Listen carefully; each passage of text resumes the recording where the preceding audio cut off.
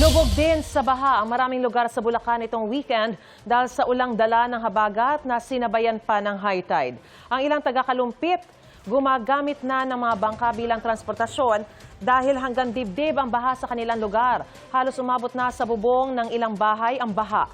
Sa ibang barangay, nakakalusong pa ang mga residente at ilang tricycles sa abot hitang baha. Sa bayan ng Santa Maria, hindi madaanan ang sitio Makaiban Bridge. Hindi na rin halos makita ang tulay dahil sa taas at lakas ng agos ng ilog.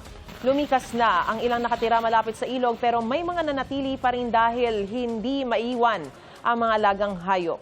Sa bayan ng Marilao, kanselado ang ilang misa sa St. Michael the Archangel Parish dahil kasama ito sa mga binaha. Malakas ang agos ng baha sa barangay Nagbalon. Lumabas ang ilang residente para mamili ng kanilang pangangailangan. Baha rin ang ilang kalsada sa barangay Poblasyon. Hinarangan ng ilang kalsada para hindi lumusong ang mga motorista. Pinapanatiling alerto ng Bulacan Provincial Disaster Risk Reduction and Management Office ang mga residente dahil magpapatuloy po ang high tide. Payo nila lumikas habang maliwanag at huwag paabuti ng gabi.